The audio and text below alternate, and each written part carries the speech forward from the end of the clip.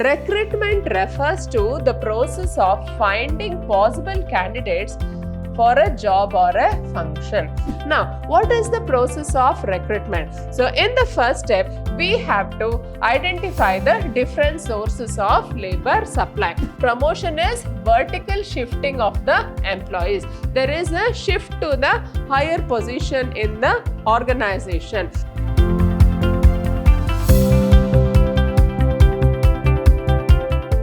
Hello everyone, I am Purnima, faculty in the Department of Commerce, Vidhyaashram Pre-University College, Temple of Excellence.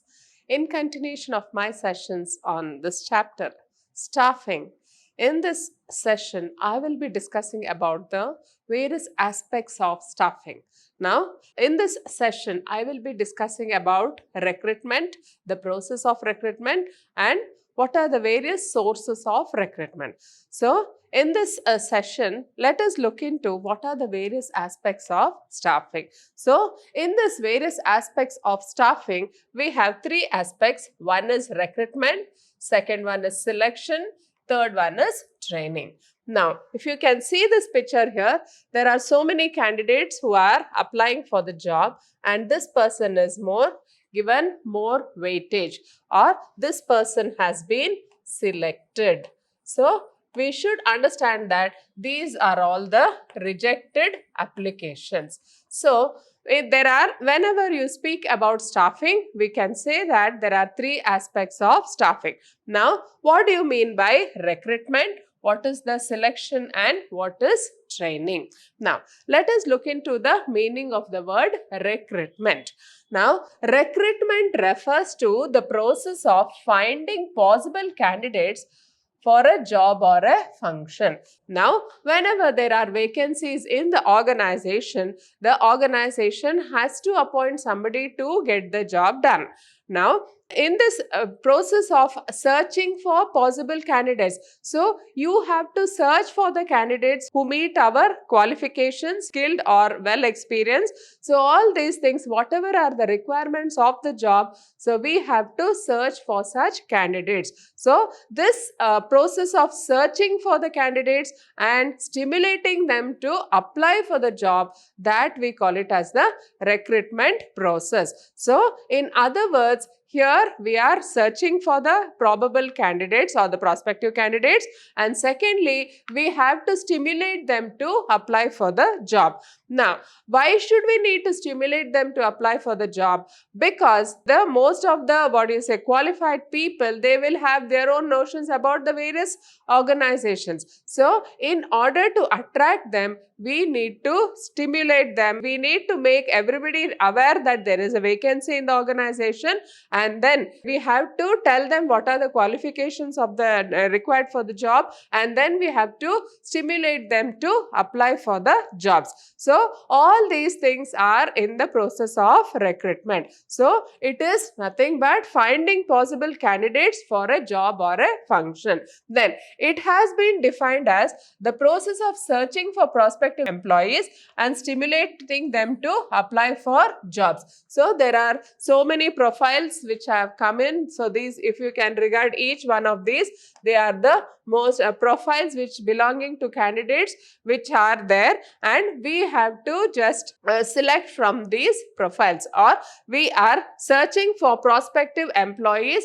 and stimulating them to apply for jobs in the organization. Now, how do you search for the candidates? So, how do you make everybody know that there is a vacancy in the organization? So, here we have to do it through advertisement. So, the recruitment process starts through advertisement. So, advertisement is a commonly part of the recruitment process, and it can occur through several means. So, whenever you have to attract people, or whenever you want the people to know that there is a vacancy in the organization, you have to advertise. Now, through this advertisement, we can just attract the candidates. Now, how can you attract the people, or how do you advertise for the jobs which are vacant? So, you can advertise through the newspapers. So, whatever newspapers are there, Through them you can advertise, or we can use also professional publications.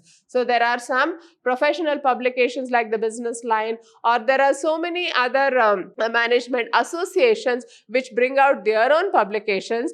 Through them also you can just put an ad for job vacancies, for the professional vacancies and technical vacancies. You will have all these publications. Through the publications you can always put an advertisement for jobs in the organization, and we can also advertise through placed in windows. So even in the job, we can see if you go for in a shopping mall, etc., in the window of the shop only they'll put wanted salesmen or wanted sales girls to do the job, or there is a vacancy for a salesman, or there is a vacancy for security personnel, or vacancy for manager. So all these they'll be placing it in the window, and anybody who is in need of a job can always go and approach and get the job. So in this way you can either advertise in a newspaper or in any professional publication, or through the job window, or through a job center. So job center means these job centers, they will be offering the jobs, or they will just collect the profiles of all the prospective candidates, and whenever there is a need for any candidate with specified qualification, they will refer that person to that job. So in this way they are just trying to bring together the employer and the employee, and also through campus interviews. Yes, so campus interviews are now becoming very, very common. So as soon as the person completes his education, the companies who are tied up with the educational institutions, they come forward and offer the job to the most enterprising candidates. A person who is very highly skilled and who is very knowledgeable and very intelligent, such candidates are offered the jobs in their own organization. So the person who gets the job in a campus interview, he need not go anywhere else. He can just, once he finishes his education, he can just go and join that particular company. So these are the various ways in which we can say, or we can tell the other people that there is a job vacancy in the organization. Then next, recruitment process. So let us understand the process of recruitment. So the process of recruitment precedes the process of selection of a right candidate for the given position in the organization. So before the selection process, we have the process of recruitment. Now we all should understand that recruitment is nothing but attracting the prospective candidates to do the job, and secondly, you are stimulating them to apply for the job. So this process we call as recruitment. Then recruitment seeks to attract suitable persons to apply for available jobs. Now, what is the process of recruitment? So in the first step, we have to identify the different sources of labor supply. Now, what are the different sources of labor supply? So it will depend on the type of vacancy which has risen in the organization. So if there is a vacancy relating to a technical background, then if there is a person who is competent within the organization, then it will be better that you just appoint that person who is within the organization. Or if it is a new product, and because of the new product you are having a use of latest technology, and for that position you need a job, then we need to see that there is new blood in the organization. So a well qualified technical person who knows the latest technology should be appointed. For that we cannot tap the internal sources. So identification of sources of labor supply is important. So whether you go in for the external source or the internal source, so that depends on the type of vacancy. The external source means you have to advertise. In the internal source means within among the employees already working in the organization, you choose one among them and you appoint them for the job. So first thing is we have to decide whether we need an external source or an internal source. Then next one is, once you just select, the next process is assessment of their validity. Now what what is this assessment of the validity? Whether that person is competent enough to handle the job pressure. So whether he or she, suppose it is an internal source, then you are identifying 10 candidates for the job, and from the 10 persons you will be just having with the help of tests and interviews you conduct, you see that you assess their validity, how capable they are about handling the job. So this is the second step in the process of recruitment. Then in the third step, we are choosing the most suitable source. So in this step, we will be selecting the what is the source best needed for our appointment. Whether we go in for an internal source only, or we go in for an external source, or a combination of both. For some positions, we just appoint from the internal source, and for some other positions, we appoint from the external sources. So then last is inviting applications from prospective candidates for the vacancies. The last step in the process of recruitment is you invite applications. You ask the persons who are selected to write an application to the company seeking the job for the various vacancies in the company. So after all this, we have to just select the right person. So the requisite positions may be filled up from within the organization or from outside the organization.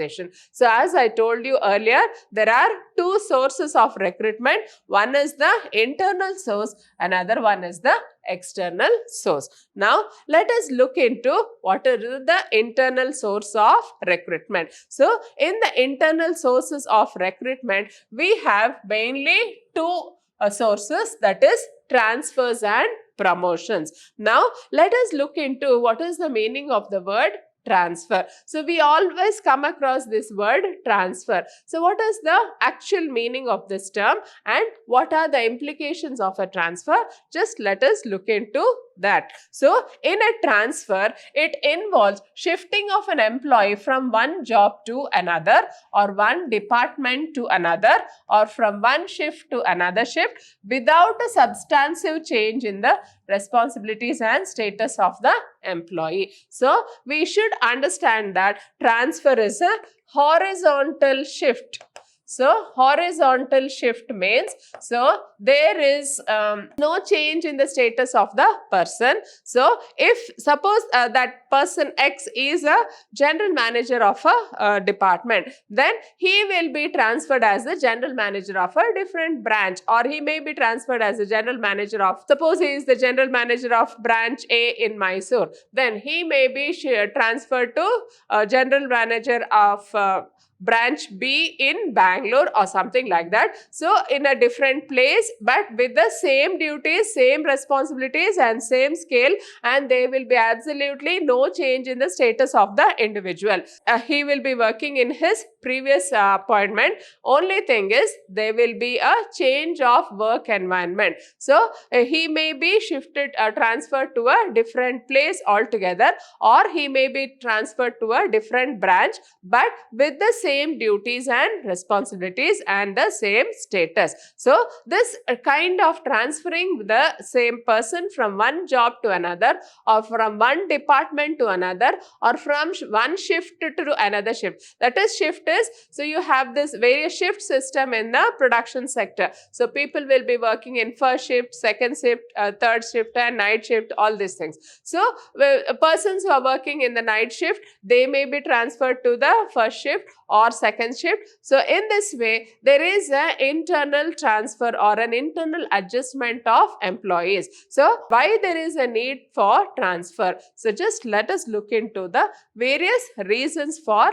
transfer. So here, if you can see here, see the fish is just moving from one bowl to another bowl. So in the same way, the employees will be from branch A to branch B, or branch Bangalore to branch Mysuru, branch Mysuru to branch Bangalore here. So we will be just shifting the place of work, that's all. But as such, there will be no other changes in the workplace. The transfer is a good source of filling the vacancies with employees from overstaffed departments. Now, what is the meaning of this word overstaffed? overstaffed? Overstaffed means that suppose some of the departments there is a need for just 10 people, but there are more than 10 people working. There may be 15 people working in a particular department, and when the top management feels that there is overstaffing in a particular department, then it may try to just shift some of the persons from that department to another department where there is shortage of employees. So why this is done? So this is done mainly to avoid the termination of employees and also to bring a balance in the workplace. So where there is overstaffing, you just transfer the employees from that place to a place where there is a shortage of staff. Now, it is practically a horizontal movement of employees without any change in status or without any changes in duties and responsibilities. So, the shortage of suitable personnel in one branch may be filled through transfer from another branch or department. So, as I had explained to you earlier, so wherever there is shortage, understaffing in any one department, it can be replaced with persons from where there is overstaffing. So in departments where there are more number of staff, then from there you can transfer them to these places where there is shortage.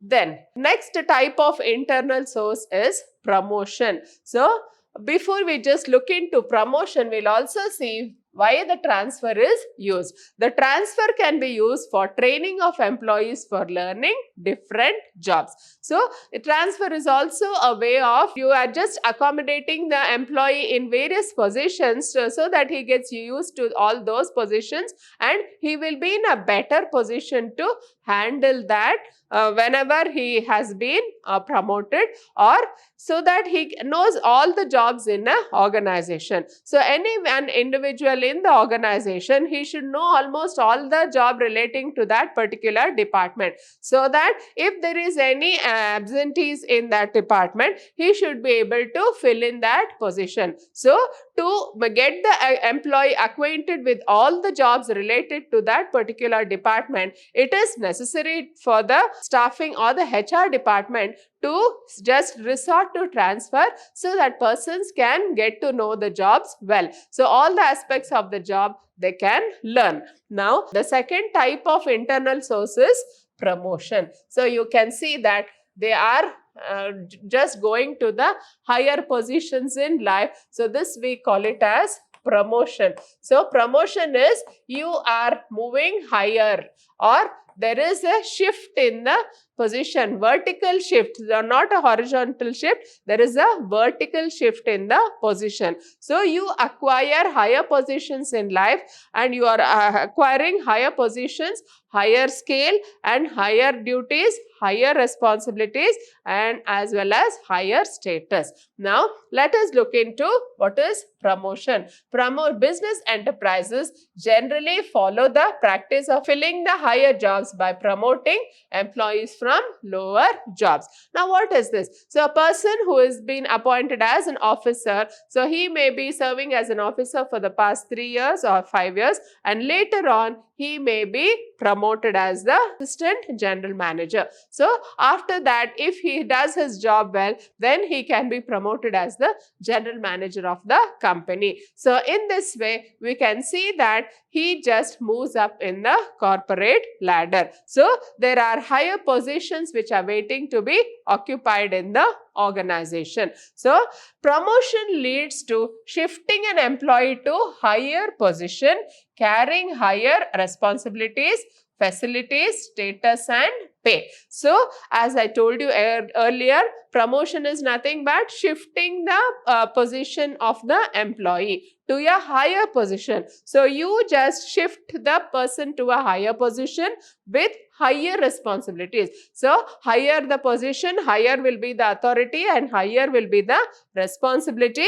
So along with that, you will be also giving him various facilities also. So it may be a chauffeur-driven car, or it may be a bungalow, or anything like that. So these type of perquisites which are available in the higher levels that we can offer to these persons who have been promoted, and along with that there is a change in status of that particular employee and also the pay. So there will be higher pay which will be offered for these promotions. Now let us look.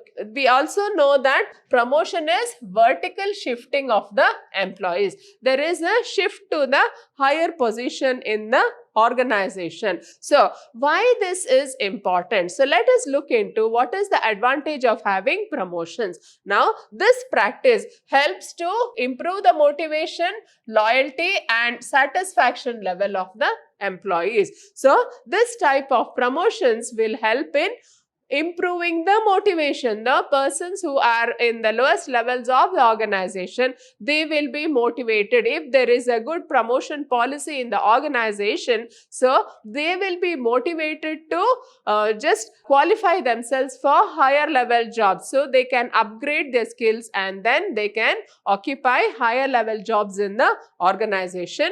And it also ensures loyalty. So when you know that can have a career advancement in the organization, you will be more loyal to the organization, and as a result of which there is satisfaction also. So you have job satisfaction. So after working for 3 years as a clerk, then you are promoted as the assistant manager, and after working for 3 to 5 years as the assistant manager, you are promoted as the general manager. So this kind of a vertical shift in the organization will be a source of motivation to the employees, and also it will give them a satisfaction, sense of job satisfaction. Then it has a great psychological impact over the employees. So when you say that you have promotional options, so this will have a psychological impact. So persons are more motivated to work well, because a promotion at the higher level may lead to a chain of promotions at lower levels in the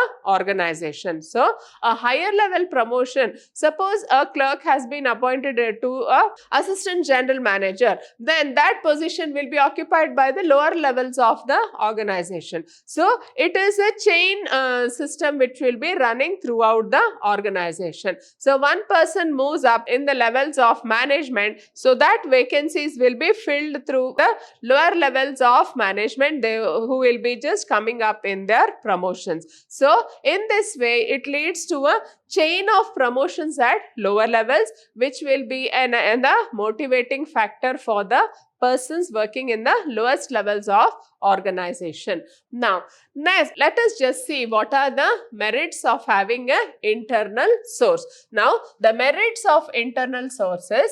So here, filling vacancies in higher jobs within the organization or through internal transfers has the following merits. So these are the persons already working in the organization, and this person is just checking who is most suitable for the job vacancy. So what are the merits of having an internal source of staffing? So first thing is, employees are motivated to improve their performance. So as I told you earlier, this internal source of employment will motivate the present employees, the persons who are working already in the organization. They will be motivated to do better. They may be motivated to perform better in their own positions. Why they are motivated? Because they know that if their performance is very good, they have more chances of getting promotion or a higher pay or a higher position in the same organization.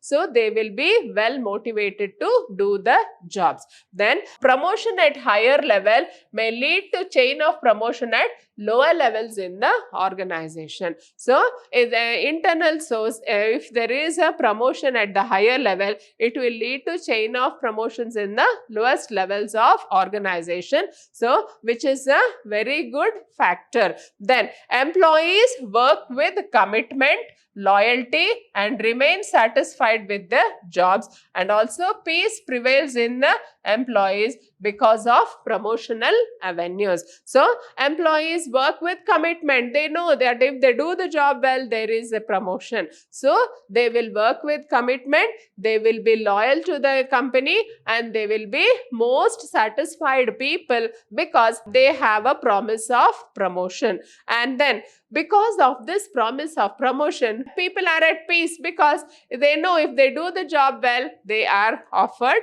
promotions. So in this way, we can see that there is peace prevailing in the organization. Then the second merit of internal sources, it also simplifies the process of selection and placement. So when you have an internal source of recruitment, then you are selecting from one of the employees who is already a worker of the employee, who is already an employee. So you will know him well, because how you will know what is his qualification, what are his skills, what is his personality, temperament, everything. You will know him thoroughly when you have appointed him, or when the organization has seen his performance, then it will be easy for us to appoint. So the process of selection becomes easy, and you can easily place him for the highest positions for wherever he is suited, because he is the time and tested person of the organization. Then the candidates that are already working can be evaluated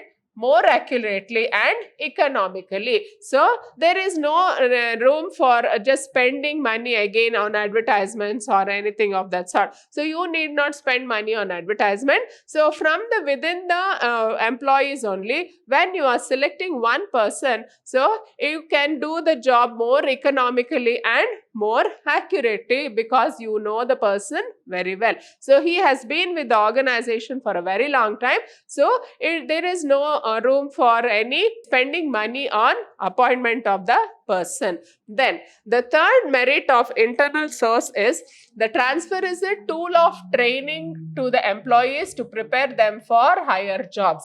And also, people recruited from within the organization do not need induction training. So as I had explained earlier, transfer is a tool of training. So it is one method of training the people for all the jobs in the organization. So with the help of transfers, you are providing them training all the jobs in the organization. And also, when you are appointing people from within the organization, there is no need for induction training. Now, what is this induction training? Induction training is nothing but you are associating the people with the rules and regulations of the company. So as the person is already in the company, he is well versed in the rules, the policies, the everything, all the rules and regulations of the company he knows very well. So there is no need for extra induction training when the person is already an employee of the organization. Then the transfer has the benefit of shifting workflows from the surplus department to where there is shortage of staff. So as I explained earlier, so wherever there is overstaffing, from that place you just shift some employees to where the departments where there is shortage of staff. So in this way, you can try to, we are creating a balance of staff. So in the organization, so you will be just creating a balance in all the departments. So all the departments will be optimally staffed and all of them can do the jobs more efficiently. Then the next merit of internal source is filling the job internally is cheaper as compared to getting jobs from external sources. Because when you are having an internal source, you don't have to waste time and money. So you don't have to waste money on advertisement. You don't have to waste money for screening the candidate. You don't have to just waste time and effort to have the tests, various selection tests, and then next we have the interviews. So and all this, it requires lot of time and effort, and you have to just appoint specialists in the particular field to just conduct the interviews. So all this involves lot of time and money which can be saved when you are appointing through an internal source. So it is much cheaper to just get the appointment done from an internal source or from within the organization. Now let us look into what are the limitations of internal source. Now in these limitations, we can see that when vacancies are filled to internal promotions, the scope for induction of fresh talent is reduce. So when you are just filling the positions through internal sources, what happens is there is no room for fresh talent. So a person who is just out of the college, he may be more well versed in, he may be more skilled in latest technology, or he may be more creative than the existing persons who are working in the organization. Now that kind of fresh talent we cannot get if we are just appointing through internal source. So hence complete reliance on internal recruitment involves danger of inbreeding by stopping infusion of new blood in the organization. So you just don't recognize the latest talent, or you are not giving an opportunity for the freshers to come into the organization. So whenever you give an opportunity for freshers to come to the organization, you will be having a new set of people with new ideas, new creativity and new talent, so which can make a lot of difference in the working of the organization. So all this will be lost if you just appoint somebody from the internal source of the organization. Then the next limitation of the internal sources, the employees may become lethargic if they are sure of time-bound promotion. Here you can see this person is lazy, he's just sleeping in his job, he's not doing the job. Now what is this lethargic? Lethargic is lazy, or people tend to become lazy because they know that they are being promoted. Time-bound promotion means, so if a person is serving in an organization for a fixed period of time, say for 2 years or 3 years or maybe 5 years if he is working, after 5 years you just give him a promotion. So every time after 5 years he is bound to get promoted whether he performs or not. So this type of promotions will make the employee lethargic. So he knows he will be promoted to a higher job after 5 years. So irrespective whether he performs well or does not perform well in the organization. So this gives rise to laziness in the employees, which is not good for the working of the organization. A new enterprise cannot use internal sources of employment. So suppose it is a new organization, altogether a new organization which has been set up for a production of a new product. So they won't have any internal source at all. They have to rely exclusively on the external sources of employment. So no organization can fill all its vacancies from internal source. So as you all know, in any organization we need to see that they are properly staffed. There will be no extra staffs in the organization. So when there is just a proper optimum staffing in the organization, there will be no extra hands, then there will be no scope for internal source at all. So we should understand the limitations. Then the fourth limitation is the spirit of competition among employees may be hampered. So there is this competition spirit. So all the persons are running in the running race here. So they are competing with each other. So the spirit of competition may be hampered in an internal source. So just because the top management knows this person, because he may be promoted to a higher position even though he is not a good performer. So that kind of situation may arise, and because of which the others get disheartened. They feel that because they are not very close to the top management, they have missed an opportunity for promotion. So this spirit of competition may be hampered. Then the last limitation of internal sources, frequent transfers of employees may reduce the productivity of the organization. So when you keep on transferring the employees from one place to another place to another, so what happens is each person, whenever he takes up a new job, he has to get accustomed to that job and then he has to work. So until he gets acquainted with the duties of the new, he gets adjusted to the new environment, he will not be able to work efficiently. So when he does not work efficiently, it will have a bearing on the productivity of the organization, which may reduce, because of which the productivity may reduce. So these are the various limitations of appointing an internal source. So, I hope you have understood what is the process of recruitment and what are the various sources of recruitment and also the merits and demerits of the internal source of an organization. Thank you.